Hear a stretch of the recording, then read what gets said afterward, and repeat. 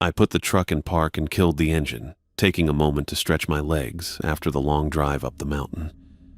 The Forestry Service truck had handled the winding dirt road better than I'd expected, though my back was still complaining from the 3-hour journey.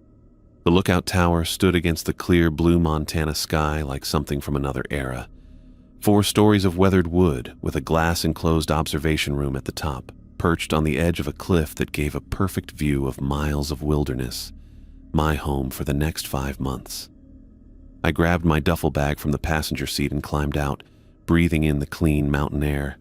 The scent of pine was everywhere, and the silence was broken only by the sound of birds and the wind rustling through the trees.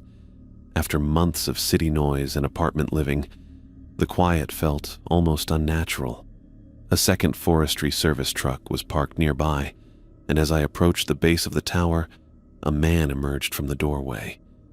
He walked toward me with the unhurried gait of someone who'd spent decades in these mountains. "You must be Jerry Juarez," he said, extending his hand. "Charles Lewis. Most folks call me Rob." I shook his hand. "Nice to meet you. Everyone calls me Jerry." Rob was a weathered man in his 50s wearing a Forest Service uniform that had seen better days. Deep lines around his eyes suggested years squinting against the sun, scanning these same forests I'd be watching. "Let's get you settled in and go through the basics," he said, leading me toward the tower. "Not much to it, but there are some things you need to know."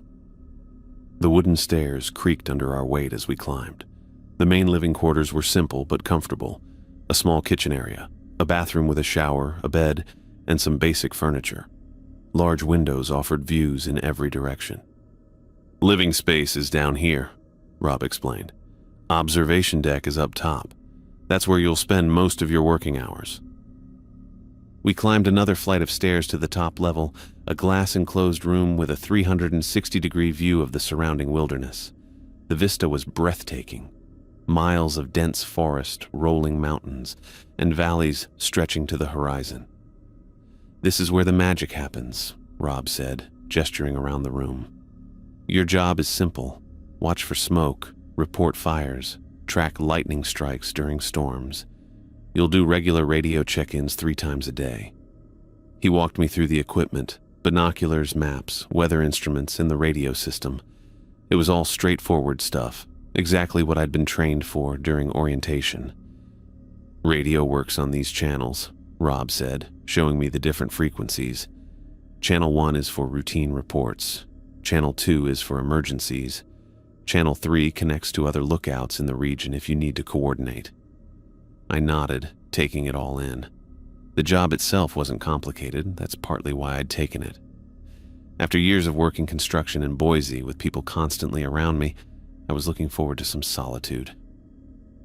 "Got it," I said. "Seems simple enough." Rob's expression changed slightly. "There's one more thing we need to go over." He reached into his pocket and pulled out a folded piece of paper. He handed it to me, and I opened it to find a typed list of 6 rules. "Safety protocols," he said, his tone suddenly more serious. "Specific to this tower." I read through the list, my confusion growing with each item. 1.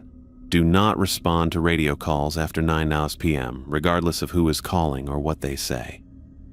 2. If you hear footsteps on the stairs after dark, turn on the exterior floodlights immediately. 3. Do not look at the mountains between midnight and 5:01 a.m. 4. If you hear knocking at the door in sets of 3, stay away from all doors and windows until morning. 5. Never go outside during thunderstorms, no matter how strong the urge. 6. If you see someone who looks like me or any other person you know approaching the tower, hide immediately and do not reveal yourself until dawn. I looked up from the paper, waiting for Rob to crack a smile or tell me it was some kind of joke, but his expression remained deadly serious. "You're kidding, right?" I asked. "This has got to be some kind of initiation thing for the new guy." Rob shook his head. "I wish I was kidding, Jerry, but every single rule on that list is there for a reason." What reason could there possibly be for not looking at mountains after midnight? That's literally the job, looking at the forest. The job is spotting fires, he corrected me. And you won't see any fires by looking at the mountain peaks at night. I folded the paper and handed it back to him. Look, I appreciate a good joke, but it's not a joke, Rob cut me off, pushing the paper back toward me.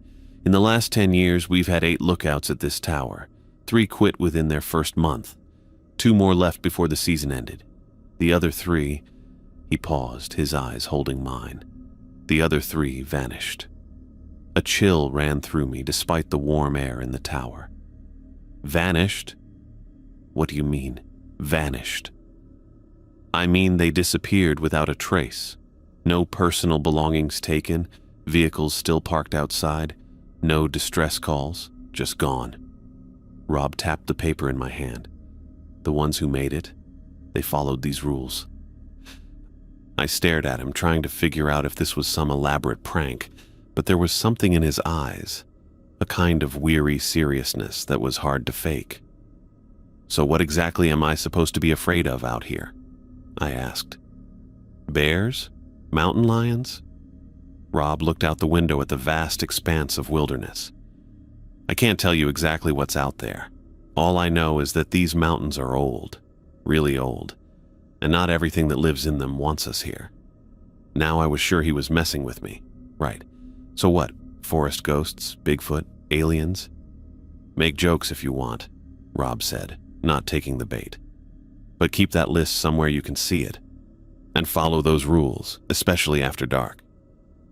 He spent another hour going through practical matters, where supplies were kept, how to file reports, emergency procedures, all normal stuff that made the weird list of rules seem even more out of place. Before he left, Rob paused at the door. I'll be back in a week to check on you.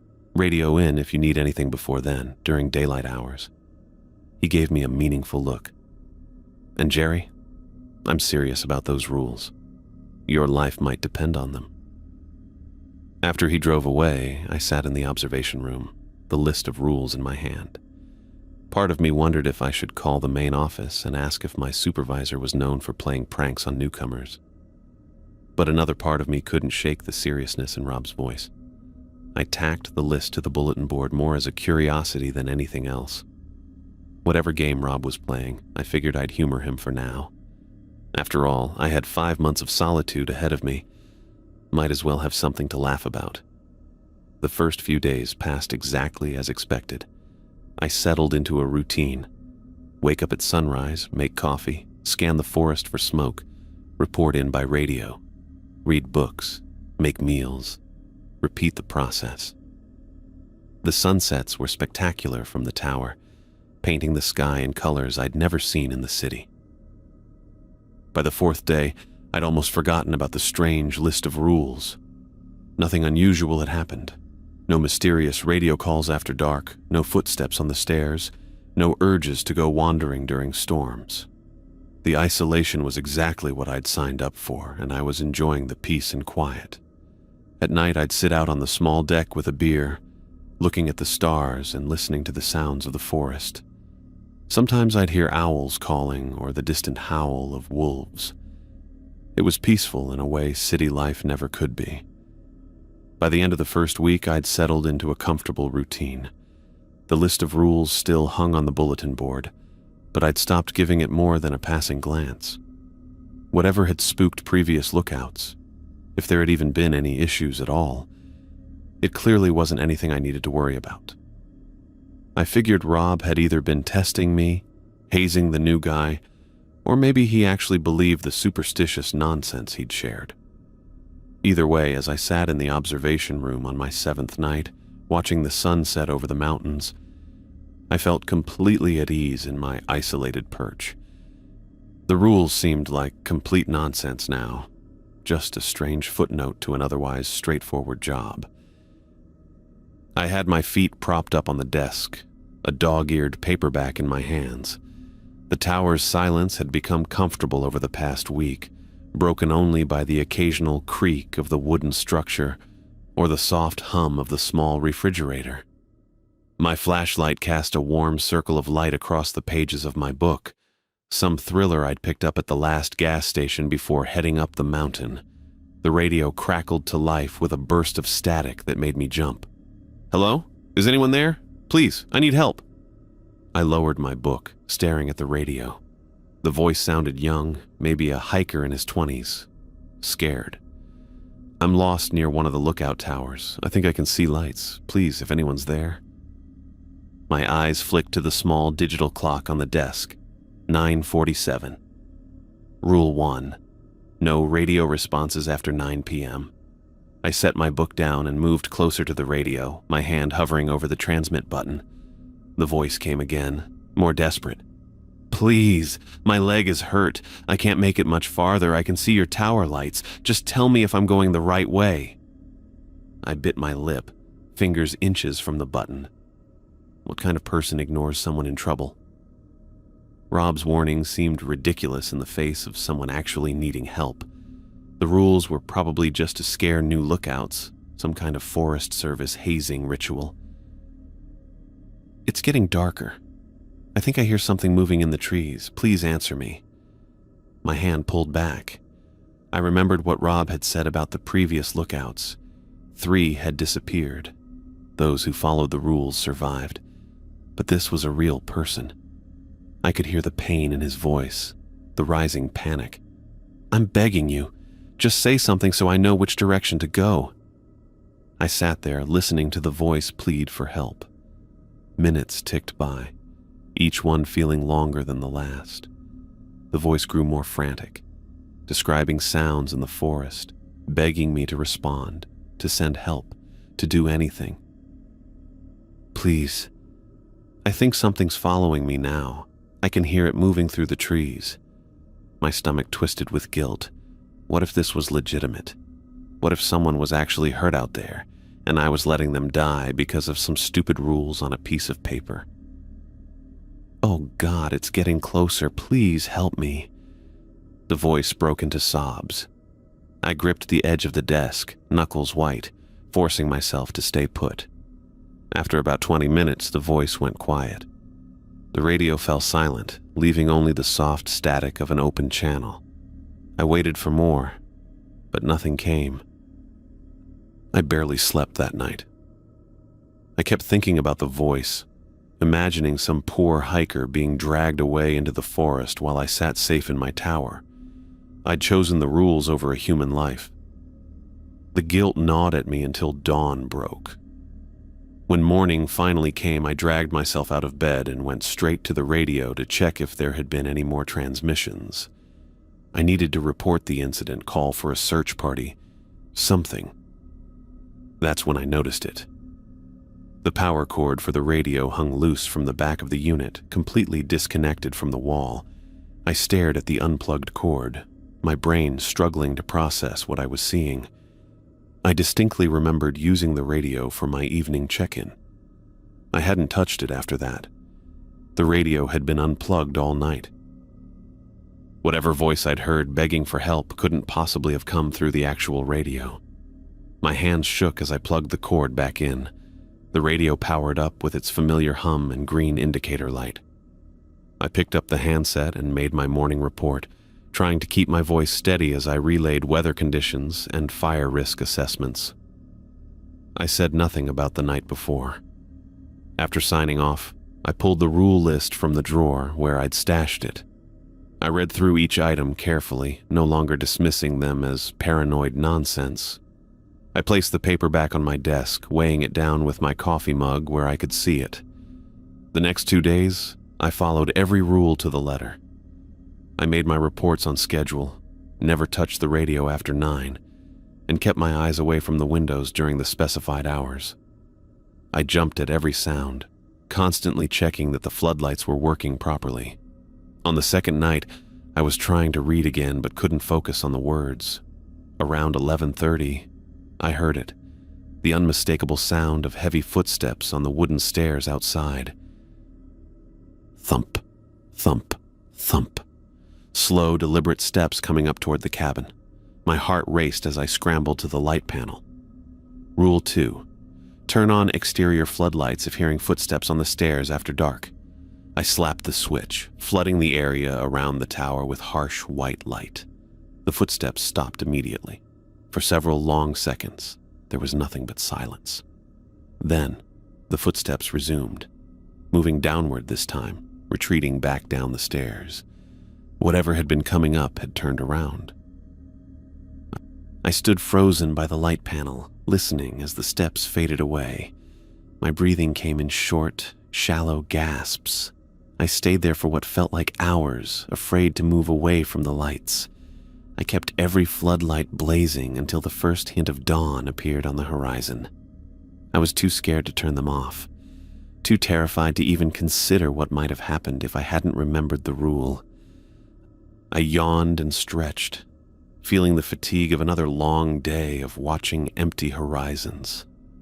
After my evening radio check-in, I'd settled into my usual routine, reading, jotting notes in my journal, and occasionally scanning the tree line out of habit. The clock on the wall showed it was almost midnight, and I realized I'd lost track of time. My coffee had gone cold hours ago. I stood up to make a fresh cup, rubbing my eyes as I moved to the kitchenette. While waiting for the water to boil, I leaned against the counter and gazed absently out the windows. That's when I noticed the mountains. At first, I didn't register anything unusual, just the familiar silhouettes against the night sky. Then something caught my attention. A slight movement? I blinked, thinking my tired eyes were playing tricks on me. The peaks looked wrong. Not just strange or different, fundamentally wrong. The outlines seemed to shift and flow like liquid, the solid rock formations rippling as if made of cloth caught in a breeze. One peak stretched upward, elongating impossibly before settling back into a new shape entirely different from its original form. I checked the time again. Midnight, exactly. Rule 3 flashed in my mind. Do not look at the mountains between midnight and 5 a.m. I should have looked away immediately. Instead, I stepped closer to the window, drawn by a strange compulsion I couldn't explain. The mountains continued their impossible dance, peaks flowing into valleys and back again. New formations rose where none had existed before, while others sank as if being absorbed back into the earth. Something about the movement was mesmerizing, almost beautiful in its fluid impossibility. I felt an urge to keep watching, to understand the pattern. My hand reached for the window glass. A sharp pain jolted through my head, like an ice pick behind my eyes.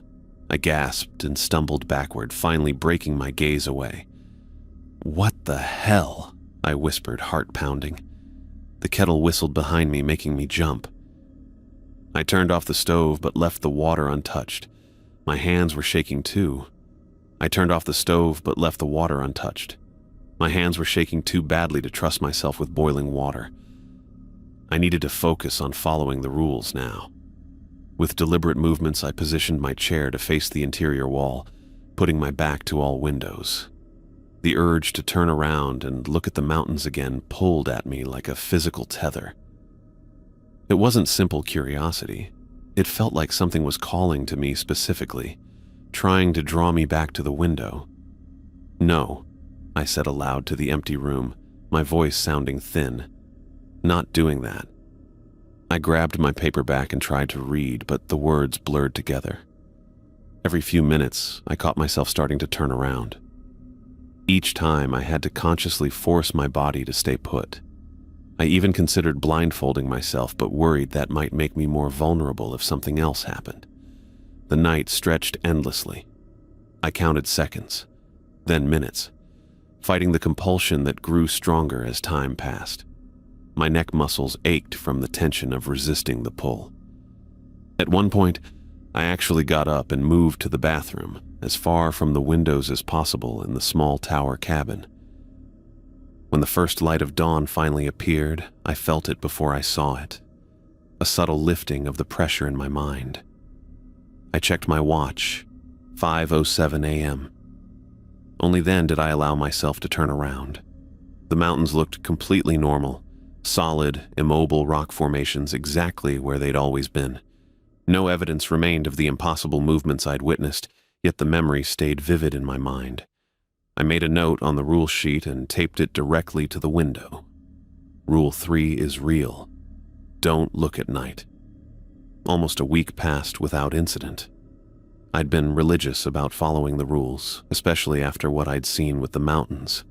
The radio incident and the footsteps on the stairs had been terrifying, but somehow the shifting mountains affected me more deeply. Maybe because I'd been drawn to keep looking despite the danger. I was washing my dinner dishes when I heard it. A knock at the door. 3 distinct raps, evenly spaced. I froze, water dripping from my hands. 3 more knocks followed, in exactly the same rhythm.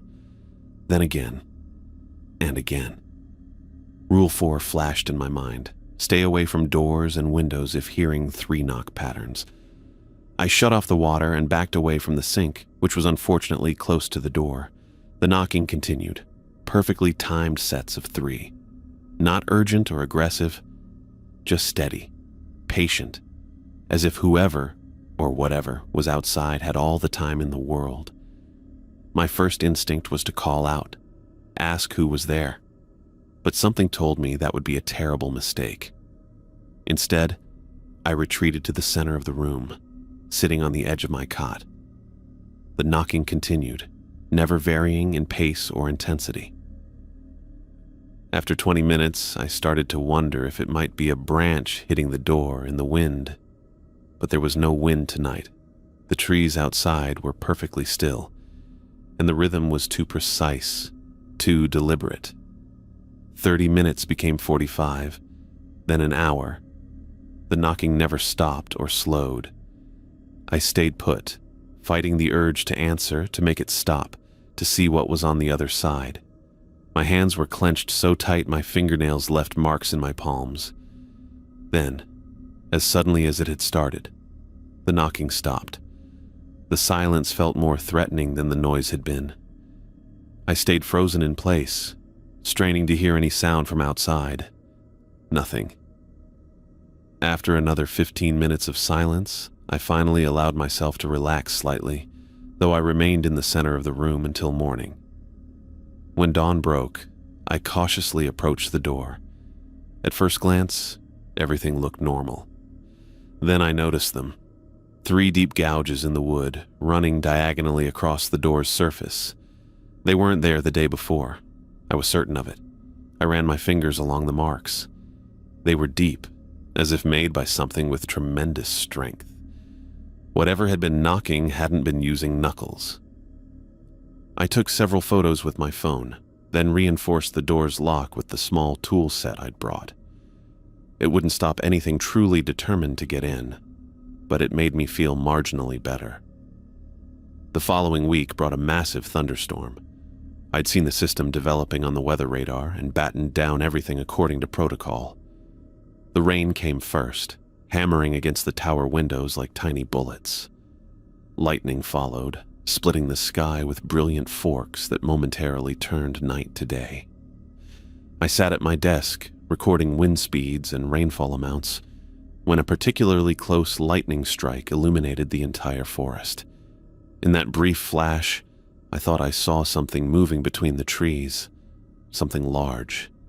The thunder that followed rattled the whole tower. As it faded, another sound replaced it, a low melodic humming that seemed to be coming from outside. It rose and fell with the wind, almost like singing. A sudden, overwhelming urge to go outside washed over me. I needed to see what was making that sound. I needed to feel the rain on my skin. I needed to walk into the forest right now. My body moved before my mind could catch up.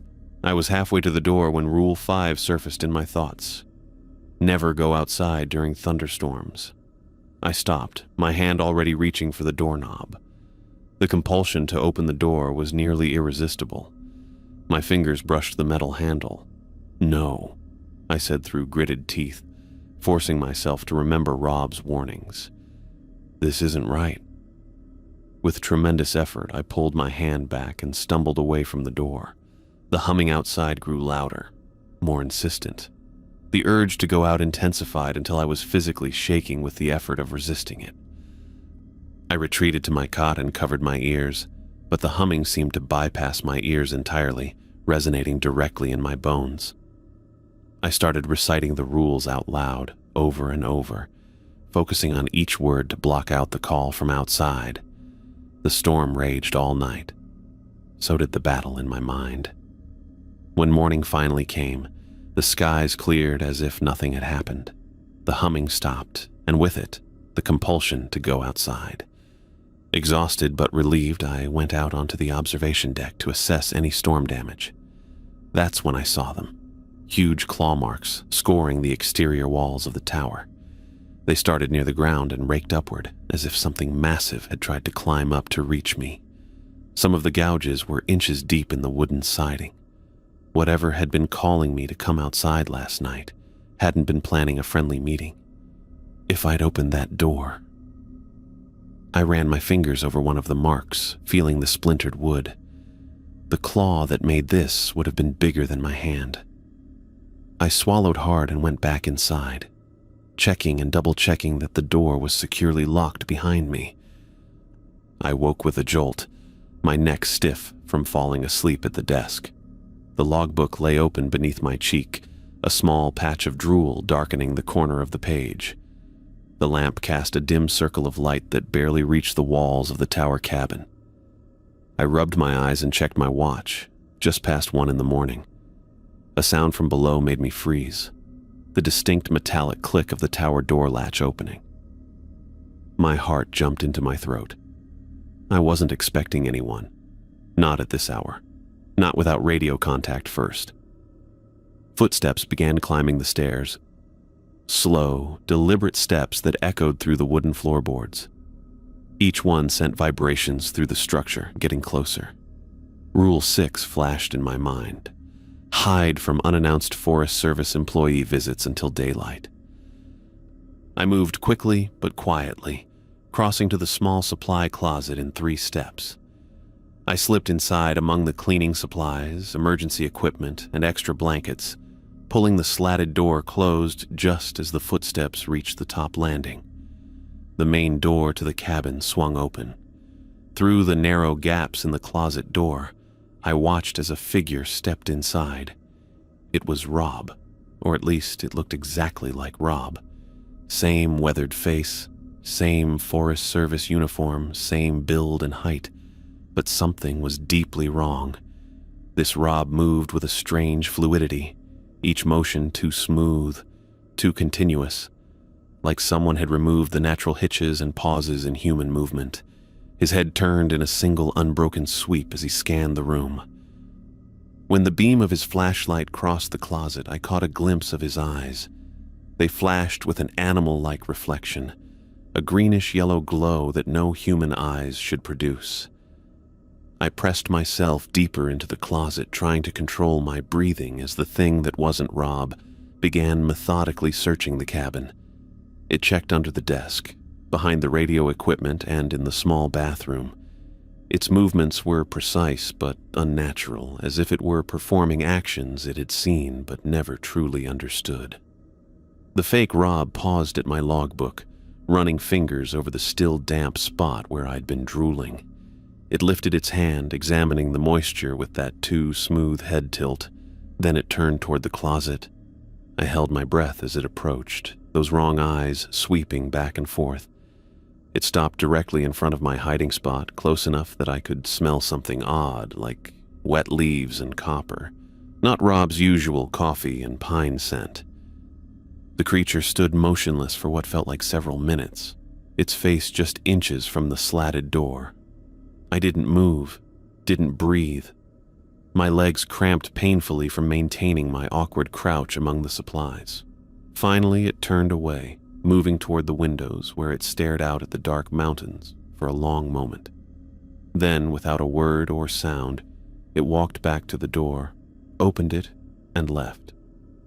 I heard those same measured footsteps descending the stairs, then the click of the tower door closing.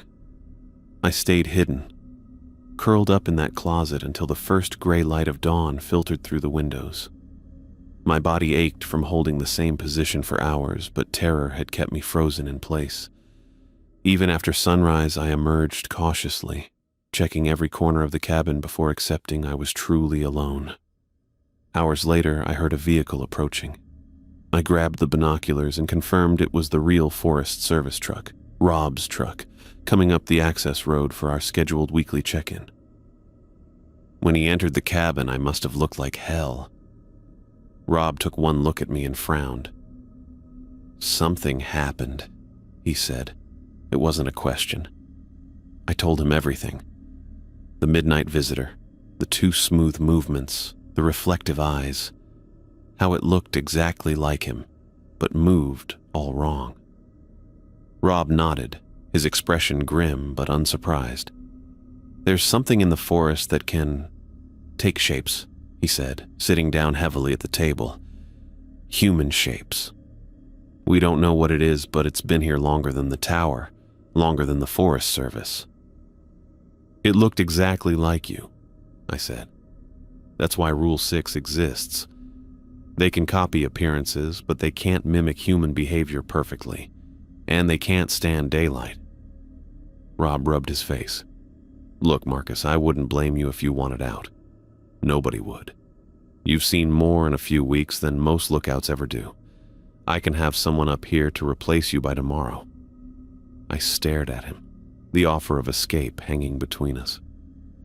"You don't have to decide right now," Rob added. "But after seeing that thing, well, most people choose to leave." I looked at Rob, who waited patiently for my answer. The clipboard sat on the desk between us, the transfer paperwork ready if I wanted out. "I'm staying," I said. Rob's eyebrows lifted slightly. "You sure about that? After what you saw last night?" "Yeah." I rubbed my eyes, still tired from my night in the closet. "Look, when you first told me about these rules, I thought it was all bullshit. Some kind of hazing ritual or test. But every single one of them has protected me from something real." I pulled the folded paper from my pocket and smoothed it on my knee. The creases were deep now, the paper soft from handling. The radio that shouldn't have worked, the footsteps on the stairs, the mountains, moving. I swallowed hard, remembering how they'd seemed to reach for me. The knocking, the storm, and now whatever that thing was pretending to be you. Each rule kept me alive. Rob nodded slowly, a hint of respect crossing his weathered face. "Most people don't figure that out until it's too late. They think the rules are suggestions, or that breaking one won't matter." He leaned forward, his voice dropping. "Let me be crystal clear. Strict rule following is the only way to stay alive up here. No exceptions, no matter what you see or hear." "I get it now." I folded the paper and returned it to my pocket. Rob stood and collected his clipboard. "I'll come back in 2 weeks with the supply truck. Call if you need anything before then, during daylight hours only." After he left, I spent the day scanning the horizon, checking for smoke, and recording weather data. The routine felt almost comforting after the previous night's terror. When darkness fell, I locked the door, closed the blinds, and tried to read, though my eyes kept drifting to the windows. The first footstep came just after midnight. It wasn't like before, a single set climbing the stairs. This was multiple footfalls circling the tower, some light and quick, others heavy and dragging. They moved around and around, never in sync, like several creatures patrolling. I moved to the light switch and flipped on the exterior floodlights. Rule 2 had worked before. The footsteps paused momentarily, then continued. My stomach dropped. This was new. They should have retreated like last time. The radio on my desk clicked on by itself, static hissing through the speaker. Then a voice cut through. My mother's voice. "Marcus? Honey, can you hear me? I need help. Please come outside." I froze. My mother lived 2 states away. She didn't know where I was. The voice changed. My brother Tom. "Marcus, what the hell?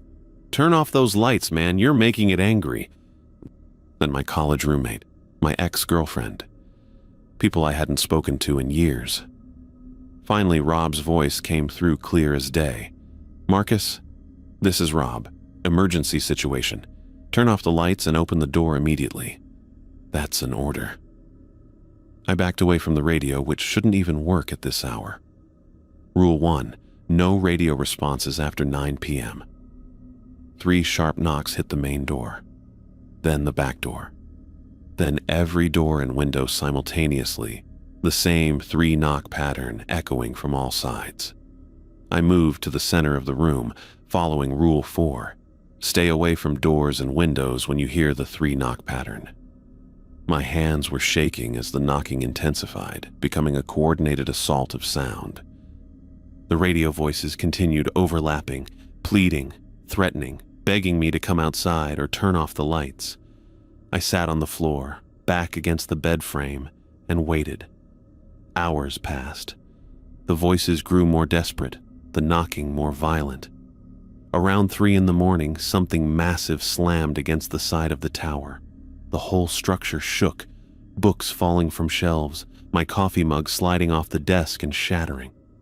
Another impact hit the opposite side, making the tower sway like it might topple. Against my better judgment, I looked toward the windows. Through gaps in the blinds, I caught glimpses of movement among the trees. Massive shadows shifted between trunks, too large for bears, too fluid for anything natural. One shadow rose up, stretching impossibly tall against the night sky. The impacts continued, the tower groaning under each blow. I stayed put, clutching the rules in my pocket, eyes fixed on the center of the room. Not the windows, not the doors. Just breathe and wait. The radio voices became garbled, inhuman sounds replacing the familiar tones. The knocking developed odd rhythms, no longer mimicking human patterns. I didn't move, didn't respond, didn't look. When the first gray light of dawn touched the sky, everything stopped at once. The knocking ceased mid-pattern. The radio clicked off. The footsteps disappeared. The impacts against the tower halted. Silence fell so completely it seemed like the night's events might have been a nightmare. I completed the remainder of fire season by following every single rule with religious precision. After my close call with the coordinated assault, I left nothing to chance. Each night before sunset, I checked and rechecked all windows, ensuring blinds were completely drawn from midnight to 5. I kept the rules paper on my desk at all times, no longer tucked away in a drawer or pocket where I might forget its importance. I memorized each instruction until they became as natural as breathing. The routine became almost comforting in its predictability.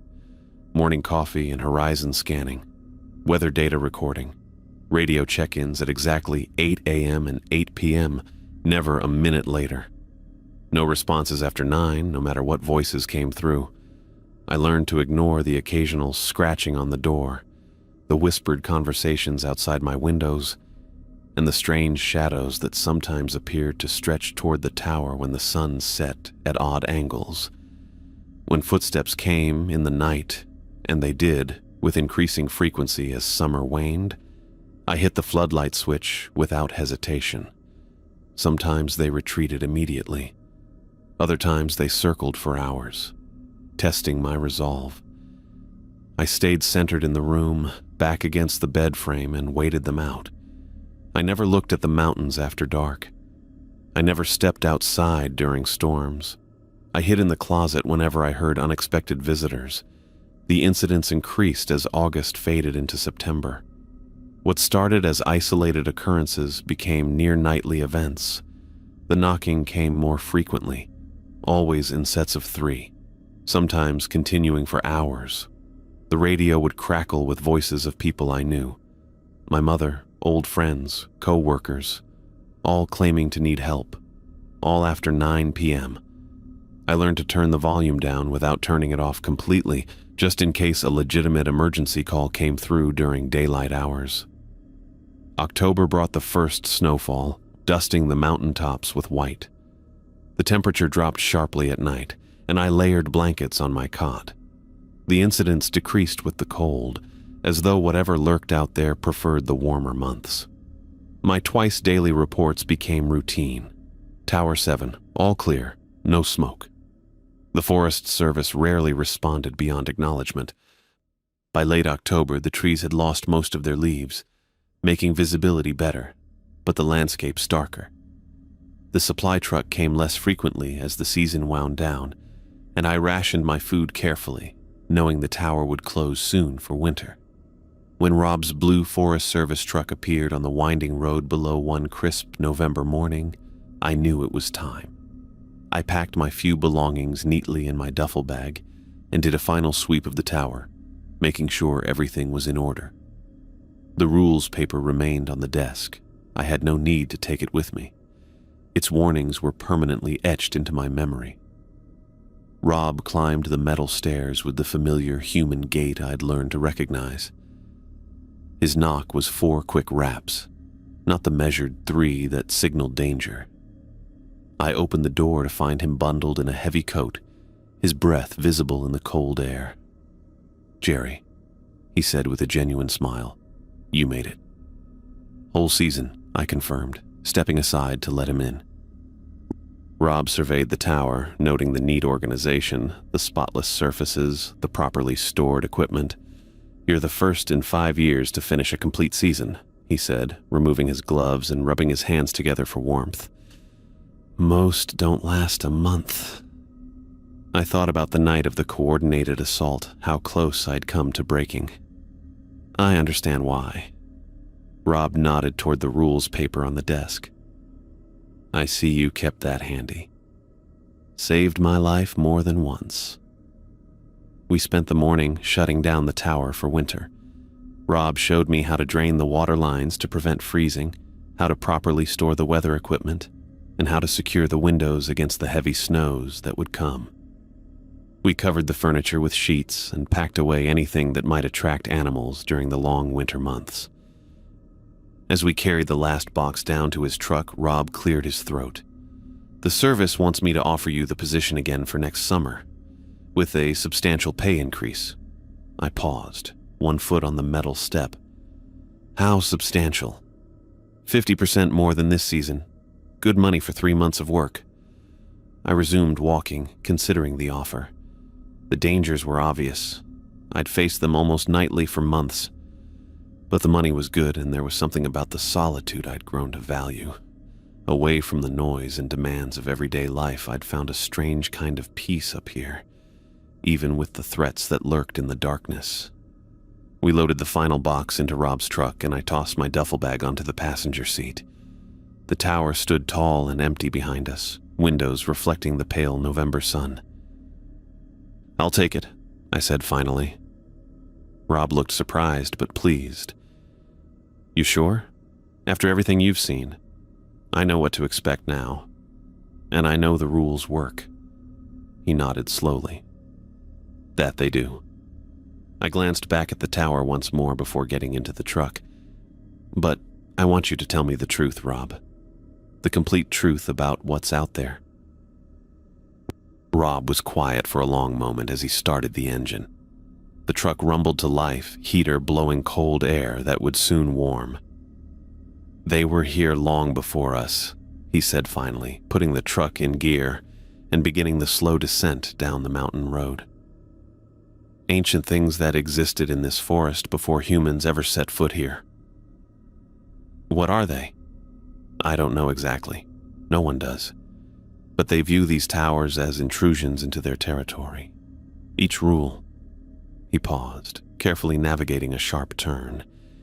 Each rule was specifically designed to counter particular tricks or attack methods they use. The radio voices? They can mimic anyone they've heard. That's why we never respond after 9. They listen during the day, learn our voices, then use them against us at night.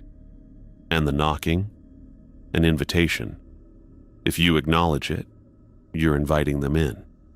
The mountains at night, the storms, the false rangers, all different aspects of the same entities, different ways they try to get to lookouts. I thought about the strange shadows I'd seen during the coordinated assault. They can take physical form, sometimes, not often. It costs them something to do that, I think. That's why they prefer tricks, trying to get you to come outside or open the door voluntarily. The truck wound its way down the mountain, the tower now just a small silhouette against the sky behind us. Through the passenger window, I caught movement among the distant trees, tall shapes that didn't move like deer or bears, forms that seemed to bend at odd angles as they kept pace with the truck from a distance. I didn't point them out to Rob. I didn't need to. He knew they were there, watching us leave their territory temporarily. I knew I would return next summer, better equipped and fully aware of what lurked in these woods. The rules had transformed from mysterious guidelines into my personal survival manual.